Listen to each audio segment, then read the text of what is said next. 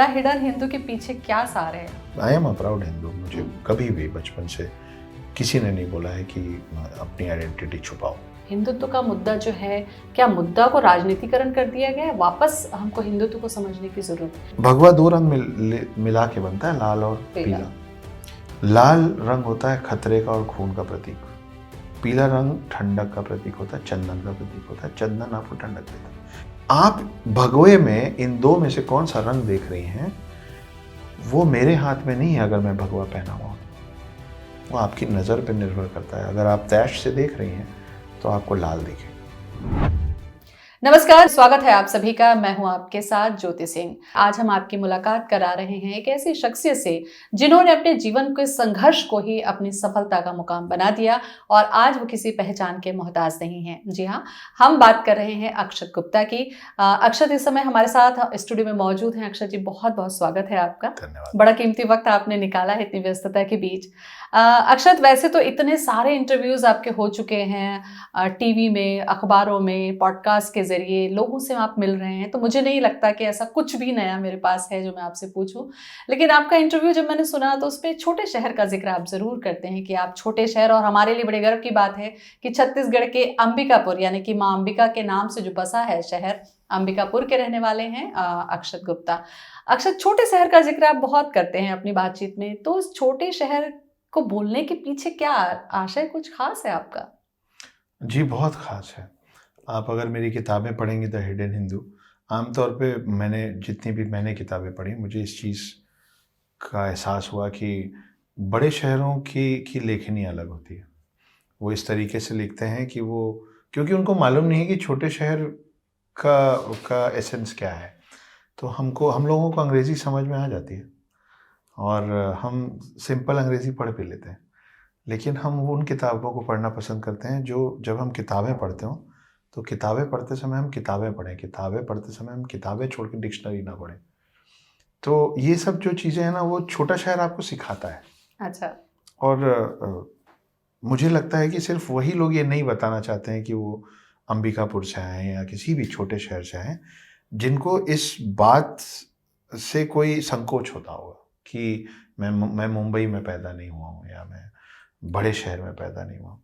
मुझे इस बात का गर्व है कि मैं अंबिकापुर में पैदा हुआ हूँ और इसलिए मेरी जो समझ है लेखनी को लेके, चाहे वो फिल्में हों, उसमें छोटे छोटे न्यूआंसेस हों, या वो किताब में साधारणपन हो, सिंपलिसिटी। मतलब जिंदगी से ज्यादा जुड़ाव महसूस कर पाता है एक छोटे शहर का व्यक्ति, शायद ये कहना चाह रहे हैं आप, अपनी लेखनी के माध्यम से, अपने संवादों के माध्यम से। जुड़ाव भी महसूस करता है। और साथ में देखिए, आपने और मैंने कभी किसी पेड़ को उड़ते हुए नहीं देखा है। वो पेड़ों को बिना बुद्धि के ये पता है कि वो तभी तक जीवित हैं जब तक अपनी जड़ों से जुड़े हैं। तो हमारी जड़ें, तो हमारी धरोहर जो है वो हमारी मिट्टी होती है। और अंबिकापुर का हूँ और मुझे अच्छा लगता है इस बात से कि छोटे शहर से ना कम लोग अभी भी ऊपर तक, सतह तक पहुँच पाते हैं। जी। इसीलिए शायद महेंद्र सिंह धोनी साहब का नाम इतना बड़ा है कि रांची से आए थे, और बहुत सारे ऐसे लोग हैं। तो वो एक ऐड ऑन ही करता है कि भाई, और आप सोचिए कि कितने लोगों को इस बात से प्रोत्साहन मिलता होगा कि अगर ये लड़का निकला है, बिल्कुल मोटिवेशन, तो फिर हम भी निकल सकते हैं। जी, ये बहुत अहम बात है। दूसरी एक अहम बात आपसे मैं ये करूं कि चूंकि छत्तीसगढ़ में आप हैं और छत्तीसगढ़ी आपको आती है, तो छत्तीसगढ़ी की वो जो कविता आप पढ़ते हैं वो पढ़ दीजिए। उसके बाद मुझे लगता है कि सवाल मैं आपसे आगे बढ़ाऊं। तो एक प्यारी सी कविता है जो लोगों को बहुत अच्छी लगने लग गई है। जी। वो कविता कुछ ऐसी है कि छोटे छोटे गांव में खोल दें स्कूल जी, छोटे छोटे गांव में खोल दें स्कूल जी, 5 ठो कक्षा है 1 ठो गुरु जी, वही हेड मास्टर और वही है चपरासी, ऐसा स्कूल में शिक्षक लाए फांसी। जे दिन बच्चा मनाए वो दिन शिक्षक मन नहीं आए, जे दिन शिक्षक मनाए वो दिन बच्चा मन नहीं आए, और जे दिन दोनों आए वो दिन छुट्टी। बहुत अच्छी बात है। और छत्तीसगढ़ी उसी लहजे में बोल रहे हैं, ये भी बहुत अच्छी बात है कि जुड़ाव आपका भी बना हुआ है अंबिकापुर का, क्योंकि अंबिकापुर में थोड़ी छत्तीसगढ़ी अलहदा बोली जाती है, थोड़ा बोलने का अंदाज थोड़ा जुदा होता है। एक सवाल और कि आपके इंटरव्यूज़ को जब हमने सुना या बहुत सारे लोग जो आपको सुन रहे हैं, पढ़ रहे हैं, पढ़ने जी। का ज़िक्र बाद में करूँगी, उसमें ये आप ज़रूर बोलते हैं कि जो होता है अच्छा होता है। इस शब्द से 2-4 आपने बहुत हुआ जब आप अंबिकापुर से रायपुर आए या जी। रायपुर से जब आप इंदौर गए। तो आपको लगता है कि क्या वास्तव में ऐसा होता है कि हमारे जीवन में जो कुछ घट रहा है, कई बार हमें नहीं पता होता है, पर नियति को पता है कि जो हो रहा है वो अच्छे के लिए होता है, या फिर इसके पीछे कुछ भी नहीं है? हाँ, ये हमारा सोच है। बचपन में एक कहानी सुनी थी, वो आपको शॉर्ट में सुना देता हूँ कि एक इंसान बड़ा परेशान था। वो रेगिस्तान में समंदर के किनारे बीच में बहुत दूर तक चल रहा था और वो अपने भगवान को पुकार रहा था। पुकारता रहा, पुकारता रहा, पुकारते पुकारते वो ढह गया। वो जब ऊपर पहुंचा तो वो भगवान को बोला कि मैं इतना आपको आवाज़ दिया, आप आए नहीं मेरी मदद के लिए, मेरे साथ, मेरे को संभालने के लिए। तो बोले अरे मैं आया था, तुम्हारे साथ ही तो था। तो बोले आप नीचे देखिए, वहाँ पे वो समंदर में बीच पे जो पैरों के निशान है वो एक ही पेयर ऑफ फीट के निशान है, एक ही जोड़े पैर का निशान है। तो आप कैसे बोल रहे हो? तो बोले चलो तुमको पीछे लेके चलता हूँ। तो जब पीछे लेके गए तो वो जो पाँव के निशान थे वो भगवान के थे और ये वो उनकी गोद में था। तो बस यही है इसका जवाब। ईश्वर पे आस्था है आपकी। बहुत ज़्यादा, बहुत ज़्यादा। अक्षत, सवाल पूछना थोड़ा मुश्किल भी है आपसे, क्योंकि आपके जीवन में इतने गहरे उतार चढ़ाव हुए, रिश्तों को लेकर आपने इतने धोखे, मैं कहूँगी इतने धोखे आपने खाए, उसके बाद अपने आप को टूटता हुआ देखना, संभलते हुए देखना कितना मुश्किल है। क्या आपका उस घटना के बाद, यानी कि आपकी वाइफ के इंसिडेंट के बाद में, क्या रिश्ते से, प्यार से विश्वास उठ गया था? मुझे लगता है कि किसी भी इंसान का विश्वास उठ जाएगा। 5.5 साल का रिश्ता, फिर 8.5 साल की शादी, 6.5 साल का बेटा, आप इन पूरे को जोड़ेंगी तो ये लगभग 20 साल होते हैं। तो आप 33 साल की उम्र में 20 साल गंवा देते हैं। तो आप 13 साल की बुद्धि, मतलब 13 साल आपके बच जाते हैं जब आपको समझ नहीं होती। और जो इम्पॉर्टेंट 20 ईयर्स, आपके 20 साल शून्य हो गए हैं। तो भरोसा उठना बड़ा आसान है। और मैं आज जहाँ भी पहुँचा हूँ, और मुझे लगता है जो भी इंसान कहीं पहुँच पाता है वो, उसका श्रेय वो खुद ले ही नहीं सकता। आप, हम लोग मीना बाज़ार जानते हैं, है ना? मीना बाज़ार, बड़े शहरों में उसको मेला कहते हैं। तो हम मीना बाज़ार और मेले में हमने हमेशा ही देखा है कि जब बहुत सारी भीड़ में ना कोई एक बच्चा होता है, सारे के तो सिर्फ ये सर दिखता होता है, इतना इतना दिखता होता, उनके चेहरे नहीं दिखते होते। उस पूरी भीड़ में ना एक बच्चा होता है जो पूरा दिखता होता है।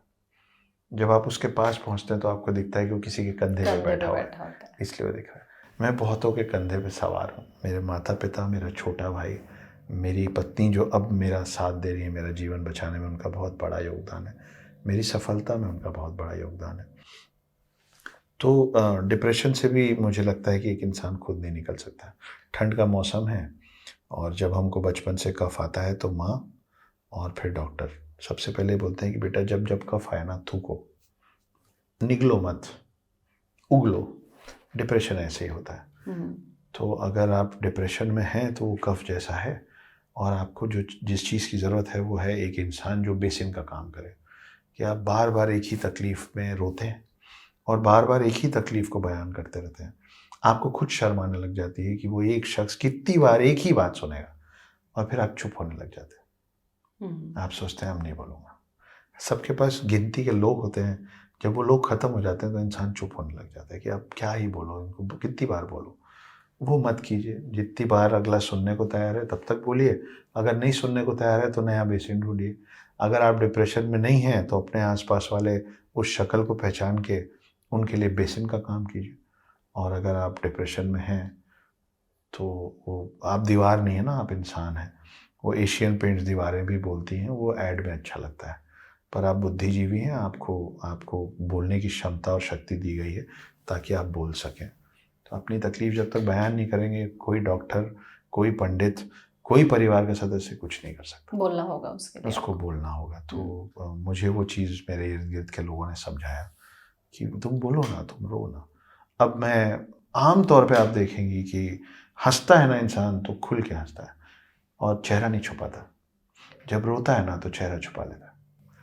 लेकिन वो चेहरा भी आप ही का है दोनों, और वो इमोशन भी आप ही का है दोनों। तो जब हम हंसने में चेहरा नहीं छुपाते हैं तो रोने में क्यों छुपाना होता है? तो अब मैं रोता हूँ तो मैं चेहरा नहीं छुपाता। आप अभी मुझे रुला दीजिए, मैं अपना आंसू नहीं पोंछूंगा। अक्सर जीवन में जब हमारे साथ कोई घटना घटती है, अच्छी हो बुरी हो, या हमारे साथ लोग जुड़ते हैं जो हमसे बिछड़ते हैं, तो कई बार उसका श्रेय हम अपने आप को देते हैं, लेकिन जब हमारे साथ बहुत बुरा होता है तो फिर हम सोचते हैं कि हमारे साथ ऐसा क्यों हुआ, क्या इसके पीछे कारण था। तो जब आपकी शादी टूटी, और वो भी ऐसे आपके ही अपने दोस्त के कारण टूटी, तो क्या कभी आपको ऐसा लगा कि इसके पीछे वजह क्या थी? क्या कोई कमी आपसे रह गई, या क्या ऐसा था जो इतना लंबा प्रेम का रिश्ता जो चल रहा था वो अचानक से टूट गया, जिसकी वजह से आप खुद भी बिखर गए? तो उसके लिए कभी कोई आपने तलाशने की कोशिश की कि आखिर ऐसी क्या वजह रही? बहुत तलाशने की कोशिश की और एक नहीं कई जवाब मिले इसके। देखिए, एक रिश्ते में गलती एक की नहीं होती। अगर दो लोगों में प्यार है तो वो प्यार भी दोनों की तरफ से आना पड़ता है, और अगर रिश्ता टूट रहा है तो वो दोनों की तरफ से टूटता है। गलती किसी एक की नहीं होती। बड़ा आसान है मेरे लिए यहाँ बैठ के कहना, क्योंकि कैमरा मेरे चेहरे पे है। मैं जो बोलूँगा लोग सुनेंगे भी और मानेंगे भी। पर गलती मेरी भी थी। जितना मुझे वक्त देना चाहिए था शायद मैं नहीं दे पाया। और हर किसी की, अपने आसपास वाले हर किसी से अलग अलग उम्मीदें होती हैं। मैं एक शख्स हूँ, लेकिन मैं जिन लोगों के बीच में घिरा हूँ उन सब की उम्मीदें मुझसे अलग अलग अलग अलग। है ना। तो शायद उनकी जो उम्मीदें मुझसे रही होंगी उस वक्त, उसको मैं ठीक से उसका आकलन नहीं कर पाया हूँगा, और उनको मेरे तरफ से जो भी जिस भी तरीके की कमी पड़ रही होगी वो उनको कहीं और उसका सेटिस्फैक्शन मिल रहा होगा। मुझे इस बात की अब उनसे कोई शिकायत नहीं है कि उन्होंने जो मेरे साथ किया किया। उल्टा मैं कटाक्ष के तौर पे नहीं, टॉन्ट के तौर पे नहीं, मैं तहे दिल से उनका शुक्रिया अदा करना चाहता हूँ, आभार व्यक्त करना चाहता हूँ कि जो होता है अच्छे के लिए होता है। वो नहीं गई होती तो मैं अभी इंदौर में रेस्टोरेंट चला रहा होता, नेशनल आइकन तो नहीं होता। बिल्कुल। तो उनके जाने के कारण आंखें खुली और बहुत सारे नए दरवाजे खुले। मुझे दुख, तकलीफ़ और शिकायत तीनों इस बात का है कि इसको हम दो वयस्क लोगों की तरह इस सुलझा पूरे सकते मामले हैं। को डील कर सकते डील थे। कर सकते हैं, बिल्कुल। और उसमें उस बच्चे को फुटबॉल नहीं बनाना चाहिए था। मैं 9 साल से इंतज़ार कर रहा हूँ, मैं अभी भी अपने बच्चे से नहीं मिल पाया हूँ। ये करना ज़रूरी नहीं था। आपको मुझसे नफ़रत है, नाराज़गी है, घृणा है, पर मुझसे है ना, उससे तो नहीं है, वो तो आपका भी है। तो आपने मुझको तकलीफ़ देने के लिए या मेरे परिवार को तकलीफ़ देने के लिए जो किया, उसमें आपने उसका बहुत नुकसान कर दिया। बिल्कुल। वो ऐसा नुकसान है जिसकी भरपाई अब नहीं हो आप सकता। खुद भी नहीं कर सकते। मैं या कोई और कैसे करेंगे? बिल्कुल। कुछ व्यक्तिगत बातें इसलिए भी मैं आपसे पूछ रही हूँ अक्षत, क्योंकि यही वो सब बेस है जिसके बाद आप आगे चलकर असफलता के उस मुकाम तक पहुँचे हैं, जी। क्योंकि ये दर्द से ही आप निखर कर बाहर आए हैं। सवाल एक ये भी उठता है कि जब आप अंबिकापुर से पढ़ के निकले और हॉली क्रॉस का जो सफ़र आपने रायपुर में किया, फिर आपने एक रेस्टोरेंट की अच्छी खासी इंडस्ट्री शुरू की, 1 से लेकर 6 तक आप पहुँच गए। तो एक रेस्टोरेंट चलाना, सफल व्यक्ति का होना, और कहाँ लेखन, कहाँ कविता की गहराइयाँ, कहाँ शब्दों के ये माया जाल, कहाँ अघोरी, कहाँ चिरंजीवी, ये कैसे चला गया? क्या आपके अंदर ये सारी चीज़ें छुपी हुई थी, और ये घटना हुई और वो सब बाहर आ गई? क्या ये समझा जाए? बड़ा कंट्रास्ट है आपके जी, इन दोनों बहुत बड़ा चीज़ों में। कंट्रास्ट है। जाना था जापान पहुंच गए, चीन वाली बात है। मैं बहुत बुरे वक्त से गुजरा हूँ, इसमें कोई दो राय नहीं है। और मैं इतने इतने खुल के इस तकलीफ़ और ये सब डिप्रेशन वाली बातें भी ऑन कैमरा इसलिए करता हूँ कि 4 लोग ये समझ जाएं कि अगर अक्षत गुप्ता जैसा व्यक्ति जो इतने छोटे गांव से आया था, जिसके साथ इतना कुछ हो गया कि वो मरने की तैयारी कर लिया, वहाँ से निकल के अगर वो सक्सेसफुल हो सकता है, तो फिर आप जितने भी यंग लोग हैं जो सुन रहे हैं, आप लोगों के पास इस बात का आने वाले जीवन में एक्सक्यूज़ नहीं होगा कि आप वो जो करना चाहते थे वो क्यों नहीं कर पाए, और आपके पास इस बात का एक्सक्यूज़ नहीं होगा कि आप मरने की क्यों सोच रहे हैं। और आपको इस बात का हमेशा एक लाइव एग्जाम्पल मिलता रहेगा कि अगर वो थॉट से अगर आप पार पा लेंगे ना, तो फिर जीवन फिर से खूबसूरत हो सकता है।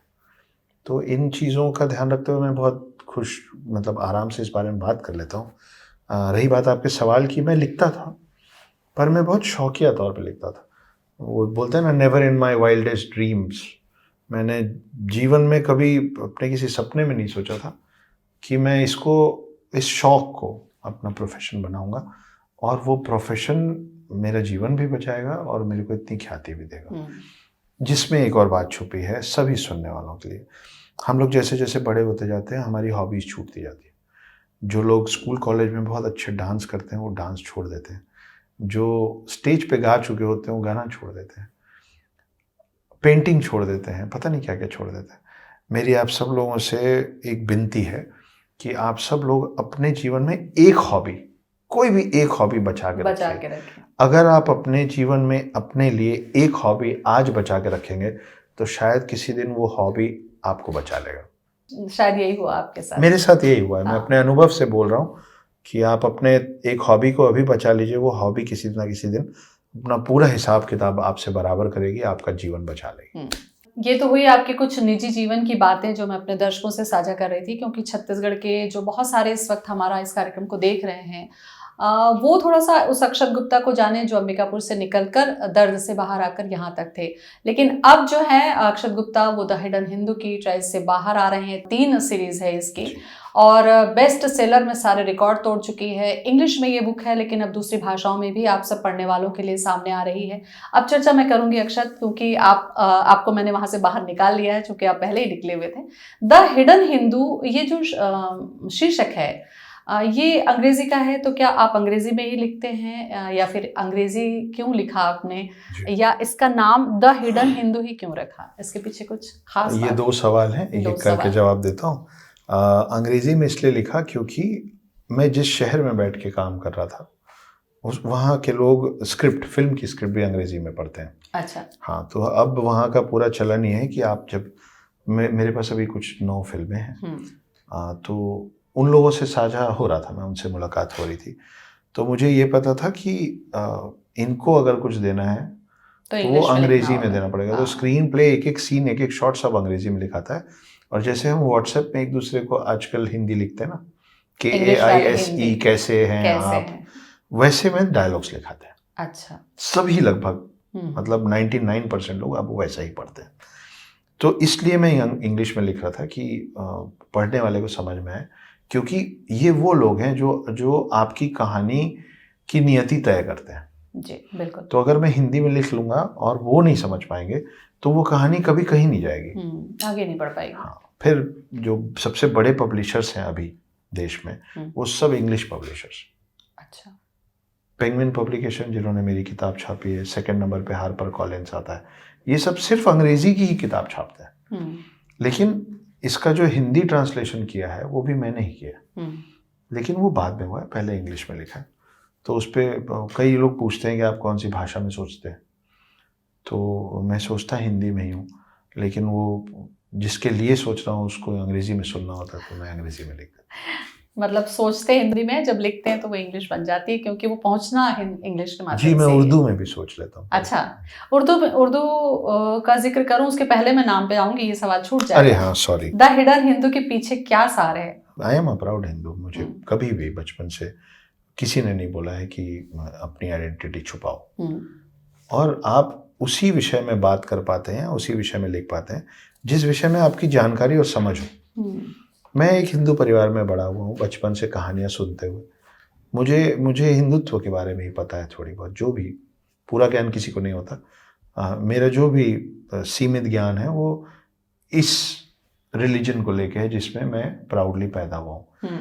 तो इसलिए मैं वो ही लिख सकता था जिस बारे में मुझे पता होता। प्लस इसमें कोई दो राय नहीं है कि हमारा हिंदू कल्चर बहुत ज़्यादा डीप है, इससे अब कोई इस बात पे बहस नहीं कर सकता है, करेगा तो मैं जीत जाऊंगा। और हिंदू शब्द क्यों उपयोग किया और इतने आराम से क्यों किया, उस पर एक कविता है मेरी जो काफ़ी लोग पसंद करते हैं। उसकी 4 लाइनें कुछ ऐसी हैं कि रुद्राक्ष की माला में भी मैं हूँ, कृपाण कटार और भाला में भी मैं हूँ, श्वेत भी हूँ और शुद्ध भी मैं हूँ, विरुद्ध हो मेरे तो युद्ध भी मैं हूँ, इतिहास में बहा आंसू और खून भी मैं हूँ, अब जो कह के मिलेगा वो सुकून भी मैं हूँ, कि इस धरती का मैं केंद्र बिंदु हूँ, प्रणाम मैं हिंदू हूँ। चिता की अग्नि, गंगा का पानी, कब्र की मिट्टी और लोबान भी मैं हूँ, पीर फकीर अली वली सियावर राम का हनुमान भी मैं हूँ, भोला हूँ सरल भी तुम्हारा मित्र भी मैं हूँ, घोल भी दूँ तुमको और घुल भी जाऊँ तुम में, कुछ ऐसा चरित्र भी मैं हूँ, इस धरती का मैं केंद्र बिंदु हूँ, प्रणाम मैं हिंदू हूँ। बहुत सुंदर। तो यही कह सकता था मैं। अच्छा, ये जो द हिडन हिंदू के पीछे एक जो कहानी, जहाँ तक हम समझ पाए अक्षत, कि अपने बेटे की याद में या बेटे को कहानी सुनाने के जी। जो एक इच्छा थी आपकी, जो आपने लिखा सालों तक, क्या वही कहानियाँ हैं या बच्चों को सुनाने के लिए जो आपने लिखी थी या बच्चे की याद में जो आपने लिखी थी वही बन गई द हिडन हिंदू? जी जी जी, ये वही कहानी है जो मैं उनके लिए लिख रहा था। मुझे लगा था 4-6-8 महीने में समझा बुझा के वापस ले आऊँगा। ज़्यादा समय मिला तो ज़्यादा दिन तक, ज़्यादा साल तक लिखता चला गया। और फिर जब करीबियों ने पढ़ा, जिसमें मुझसे काफ़ी उम्र में बड़े लोग भी हैं, 60, 65, 70 साल के लोग, तो उन्होंने बोला कि यार इतने साल से देख रहे हैं, सुन रहे हैं, पढ़ रहे हैं, ऐसा कुछ नहीं पढ़ा, नयापन है इसमें। तब निर्णय हुआ सहपरिवार कि इसका कुछ किया जाए। तो तब मैं इंदौर से फिर मुंबई पहुंचा था कि इस कहानी पे कुछ लोगों ने बोला फिल्म बन सकती है, कुछ लोगों ने बोला वेब सीरीज़ बन सकती है, कईयों ने बोला कि किताब तो बहुत ही अच्छी बनेगी। तो जब सब लोग बोल रहे थे तो फिर कोशिश की गई। और विडंबना जो शब्द है, अंग्रेजी में पैथस और आयरनी भी कहते हैं उसको, वो ये है कि जिनके लिए लिखा था उनको अब तक सुना नहीं पाया हूँ, बाकी दुनिया पूरी भर दुनिया पढ़ रही सुन चुकी है। जी। द हिडन हिंदू के अंदर में तो बहुत सारी चीज़ें हैं। वो किताब अभी मैंने पढ़ी नहीं है अक्षत, जी। सही बोलो, लेकिन उसका जो लब्बो-लुआब यही है कि उसमें बहुत सारे पौराणिक कथाओं या हिंदू से जो जुड़ी कहानियां हैं उनका जिक्र आपने किया है। चिरंजीवी का जिक्र आपने क्यों किया, और 8वां जो चिरंजीव है इसको लाने की कैसे ज़रूरत पड़ी, या ये है, इसकी जानकारी हमें नहीं है, क्या है ये ज़रूर बताइए आप। नहीं, ये 7 चिरंजीवी हैं, उसकी जानकारी किसी को कम किसी को ज़्यादा है, मगर है, ये पौराणिक कथाओं में लिखी हुई हैं, डॉक्यूमेंटेड है। 8वां चिरंजीवी वो मेरे दिमाग की उपज है। वो एक फिक्शनल किरदार, एक काल्पनिक किरदार है, और वो इसलिए, सिर्फ इसलिए नहीं कर दिया गया है कि चलो कुछ नया करते हैं, आज कुछ तूफानी करते हैं, ऐसा नहीं था। क्या है कि मेरी कहानी को ज़रूरत थी कि मैं चारों युगों को और इन 7 चिरंजीवियों को जोड़ूं। ये सब मोतियां हैं, इन सबको एक माला में पिरोने के लिए एक धागे की ज़रूरत थी। ये मेरा जो 8वां चिरंजीवी है वो उस धागे का काम कर रहा है, क्योंकि वो ये कह रहा है कि मेरी उम्र नहीं बढ़ती, मैं मरता नहीं हूँ, मैं चारों युग जी चुका हूँ, मतलब 3 युग जी चुका हूँ, चौथे में प्रवेश कर चुका हूँ। मैं रामायण का हिस्सा भी था और महाभारत का भी, मैं राम से भी मिला और कृष्ण से भी, और मैं ढूंढ रहा हूँ 7 चिरंजीवियों को जो इतिहास के पन्नों में दफन हैं। हम उनके बारे में थोड़ा बहुत जानते हैं। अब बात यह है कि ये 7 के 7 चिरंजीवी सारे आपस में कहानियों में भी इंटरकनेक्टेड हैं नहीं कहीं। नहीं। जो महाभारत से आते हैं उनको रामायण के चिरंजीवियों से उनका कोई, मैंने खूब ढूंढा लेकिन उनका दूर दूर तक कोई कनेक्शन मिला नहीं। तो मुझे वो 8वां चिरंजीवी जो मैंने क्रिएट किया वो इसलिए किया कि इन सबको एक कहानी में एक जगह पे लाया जा सके। आजकल के रीडर्स जो हैं वो मार्वल और डीसी की फिल्म्स देखते हैं, है ना, हम लोग बहुत इवॉल्व हो गए हैं कहानियों को लेके, तो इसलिए मैंने पूरी कहानी जो गढ़ी वो अभी के समय पे गढ़ी है। आमतौर पे लेखक क्या करते हैं कि अपने पाठकों को समय में पीछे ले जाते हैं, मैं उन लोगों को इस वक्त पे ला रहा हूँ। 2020 से मेरी कहानी शुरू हो रही है और 2023 में खत्म हो रही है, तो बिल्कुल आज की अभी की फिल्म है। अब अभी की कहानी है तो उसमें जनेऊ पहन के और खड़ाऊ पहन के तो लोग नहीं आएंगे, नहीं तो अलग से दिखेंगे, तो वो आपके बीच में है ये, और ये मेरी मान्यता भी है कि वो आप ही के बीच में है, क्योंकि वो नहीं चाहते हैं कि आप उनको पहचानें, इसलिए वो आपके बीच में घुले मिले। अच्छा, ये बात से मैं थोड़ा सा इसी से एक सवाल आगे कर दूं। 7 चिरंजीवी हो सकता है बहुत सारे लोग ना जानते हो, लेकिन 7 चिरंजीवी है, चिरंजीवी मतलब वो जीवित है, चिरकाल तक जीवित है, यानी कि अमर हैं। तो फिर अक्षत, ये कभी सवाल आया कि वो हमको दिखते क्यों नहीं है? अगर इस दुनिया में है तो क्या कभी वो अपनी उपस्थिति दिखाते हैं, या हमको क्यों नहीं दिखते, या हमें दिखते हैं तो क्या हमारी वो दृष्टि नहीं है कि हम वो देख नहीं पाते? कैसे एक्सप्लेन करते हैं चिरंजीवी? मैं इस चीज़ पे कई बार एक एग्जांपल देता हूँ। अब आपको और सभी लोगों को इमेजिन करना पड़ेगा, एक सिनेरियो इमेजिन करवा रहा हूँ मैं। आप सोचिए कि आप एक आप एक ट्रेन में हैं, किसी एक जगह से किसी दूसरी जगह सफ़र कर रहे हैं, सफ़र है 8 घंटे 10 घंटे का। हम अधेड़ उम्र के लोग, चाहे वो 20 साल का है चाहे वो 60 साल का है, वो बैठा हुआ है और उसकी नज़र पड़ती है बाएं हाथ में एक 80 साल का बुजुर्ग बैठ के मुस्कुरा रहा है। वो देखता है कि वो किसको देख के मुस्कुरा रहा है। दूसरी तरफ आप देखते हैं कि एक महिला है जिसके गोद में 2 साल का बच्चा है। बच्चा वो 2 साल का बच्चा उसको देख के मुस्कुरा रहा है, और आप बीच में बैठ के मुस्कुरा लेते हैं कि देखो, अपने जीवन के आखिरी पड़ाव में खड़ा एक व्यक्ति एक बच्चे को देख के मुस्कुरा है जो अपने जीवन के पहले पड़ाव में। अगला स्टेशन आता है, ये बुजुर्ग आदमी उठता है और चला जाता है। आप नहीं पूछते हैं कि उसका आधार कार्ड, आइडेंटिटी क्या था।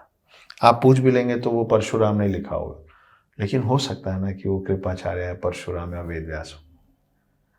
तो आप अभी 40 के हैं, आप 80 के होंगे, आप चले जाएंगे। वो 2 साल का बच्चा शायद जब 50 साल का होके ऐसे ही किसी माध्यम से सफ़र कर रहा होगा, तो शायद वही व्यक्ति उसको बैठ के निहार रहा होगा।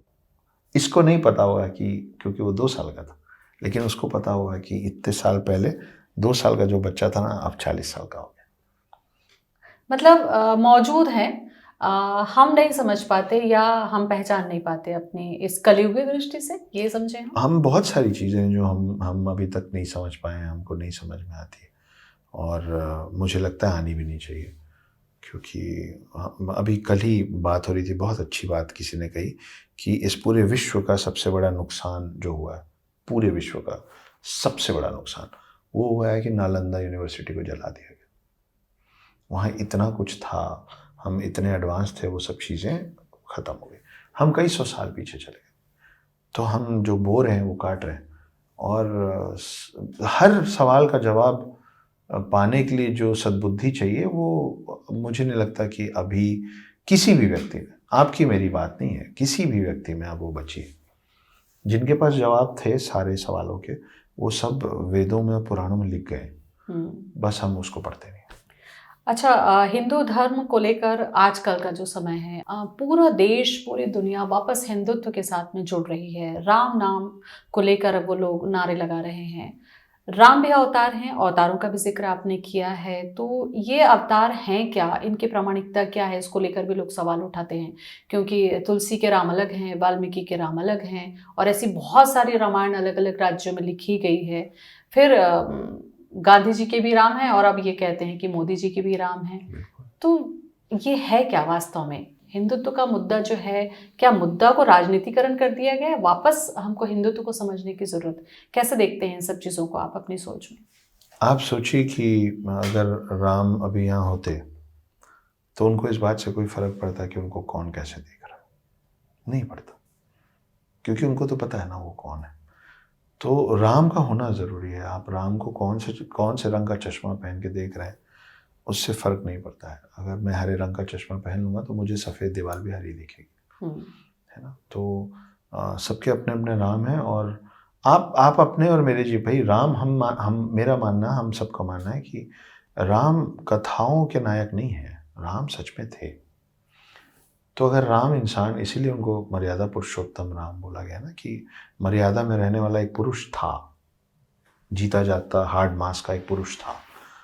तो आप अपने और मेरे बारे में सोचिए कि, और ये चीज़ हर कोई अपने ऊपर लगा सकता है कि क्या आपको हर कोई एक ही नज़र से देखता है, या क्या आप सबके साथ सेम हैं? आप अपने करीबियों के साथ अलग हैं, आप रास्ते पे चलते हुए व्यक्ति के साथ अलग हैं, आप ऑफिस में अलग हैं, आप घर में अलग हैं, आप अपने पड़ोसियों के साथ अलग हैं, आप अपने रिश्तेदारों के साथ अलग हैं। तो सबकी अपनी नज़र है, चेहरा तो सेम ही। तो जिसको जो जैसा दिखा, अब जैसे हमारा रंग है भगवा, इसी के एक्सटेंशन में मैं आपको बोल रहा हूँ, हमारा रंग है भगवा। अब भगवा 2 रंग मिला के बनता है, लाल और पीला। लाल रंग होता है खतरे का और खून का प्रतीक, इसमें कोई विवाद तो है नहीं इस लाइन में। पीला रंग ठंडक का प्रतीक होता है, चंदन का प्रतीक होता है, चंदन आपको ठंडक देता है। ये 2 रंग मिलते हैं तो भगवा बन जाता है। अब आप भगवे में इन 2 में से कौन सा रंग देख रही हैं, वो मेरे हाथ में नहीं है। अगर मैं भगवा पहना हुआ तो वो आपकी नज़र पर निर्भर करता है। अगर आप तैश से देख रही हैं तो आपको लाल दिखेगा, अगर आप प्यार से देख रही हैं तो आपको चंदन की ठंडक मैं ही दूंगा। तो आप इन 2 रंगों में से कौन सा लेना चाह रही हैं, वो मेरा निर्णय नहीं हो सकता, वो आपका है। वैसे ही राम है कि अभी मैंने एक गाना लिखा जो अयोध्या से रिलीज़ हुआ है, CNN चैनल ने उसको किया है। तो उसमें लाइन है कि जिसका स्वागत करे स्वयं भक्त हनुमान, मन में करुणा जिसके हाथ में है तीर कमान। तो वो आपको उनकी करुणा देखनी है, हाथ का तीर कमान देखना है, वो आप डिसाइड करें। वो दोनों, करुणा भी और तीर कमान भी है उसी व्यक्ति के हाथ। अघोरी क्यों होते हैं अक्षत? शिव खुद है, भस्म लगा के, है ना, या निवस्त्र हैं, या बहुत ही कम ज़रूरत भर के कपड़े पहने हुए।